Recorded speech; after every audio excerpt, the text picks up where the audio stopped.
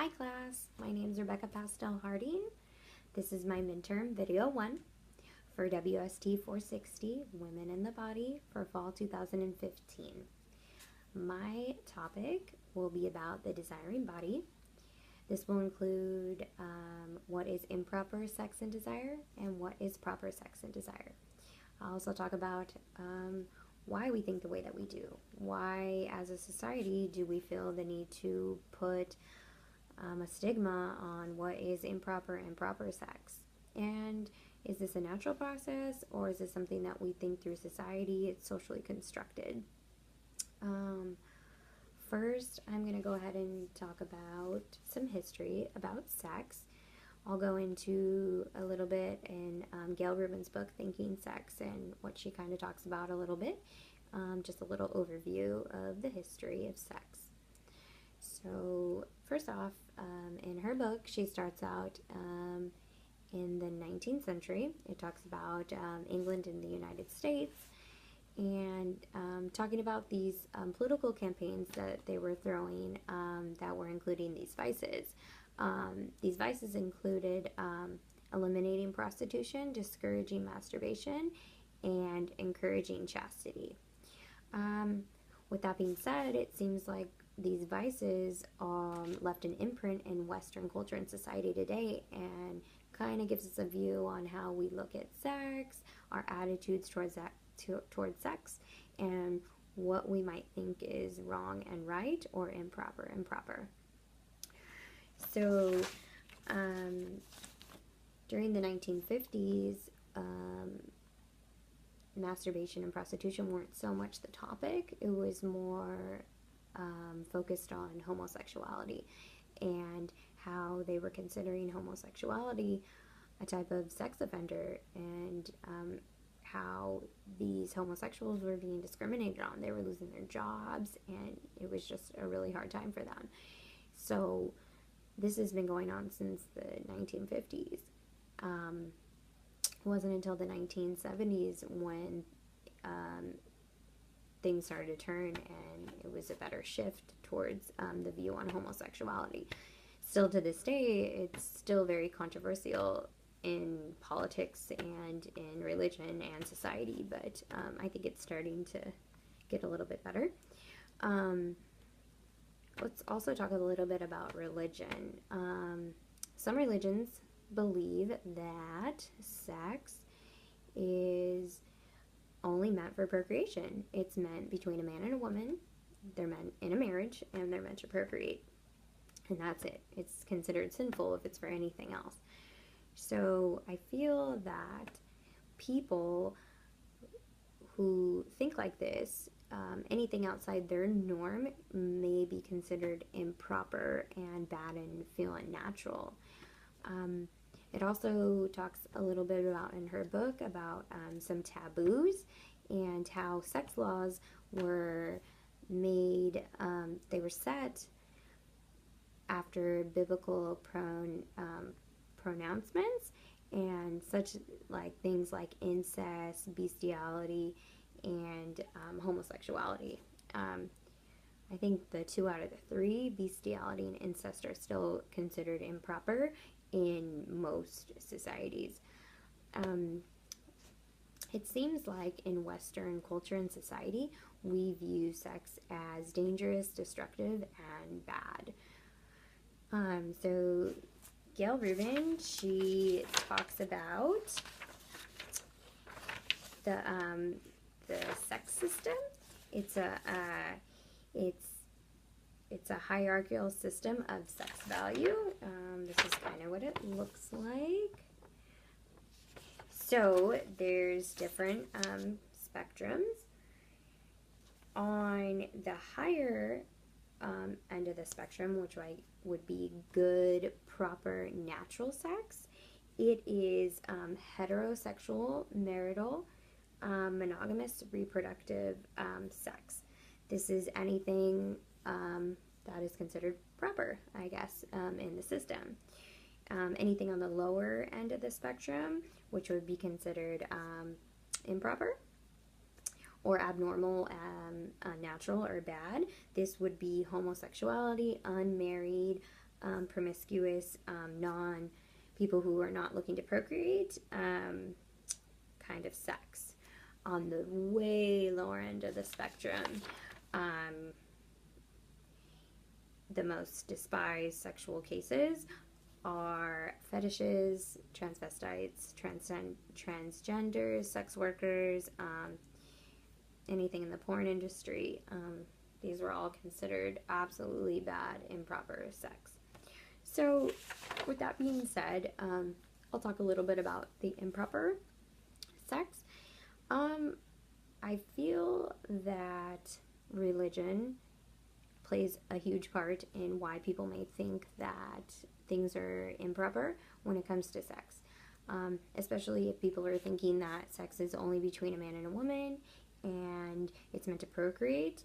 I mean, come on, it's 2015. Who honestly thinks that that's the case?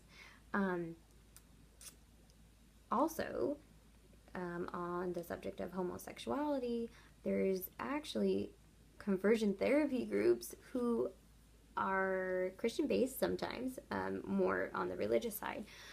They are trying to convert people who are homosexuals and try to convert them into being heterosexual, which is insane because I think if people realize that biology plays a major part in homosexuality, there wouldn't be such a problem. But they actually have conversion therapy groups where they it's a whole camp, and at the end the goal is to convert homosexuals into heterosexuals. Is it healthy? Absolutely not. Does it work? I don't know. I don't know of anybody who's done this, but seems like sexual orientation has always been a huge issue for what is considered improper in today's society, and I think it will always be an issue unless people actually take a step back and realize that biology and genes play a huge part in why people are homosexuals. Also, I feel like culture plays a really big part in this.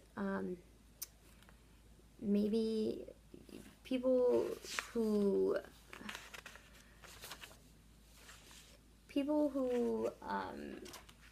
consider things that in one culture might consider things that are improper, but in another culture might think it's proper.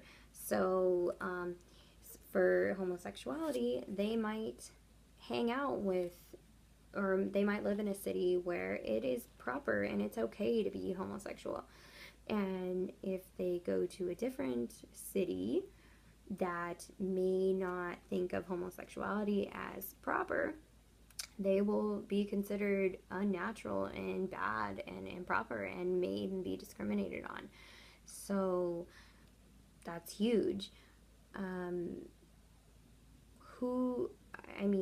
As a society, who gets to decide what is improper? It's definitely a socially constructed view as to why we think the way that we do, what is proper and improper. I think that fetishes is obviously on the sex value system. It is considered at the lower end of the spectrum. Well, fetishes are huge in the industry of porn. People who think that things are bad and improper, people have actually desire to watch these things. Also, I feel like another improper thing is an older woman dating a younger man. This is called cougarism, I guess, but in some society and culture, we might think that is improper, but there's a show about how younger men are very attracted to older women. Who's to say that that's improper or proper? It's just it just depends on what culture or religion one believes in. Also, I think that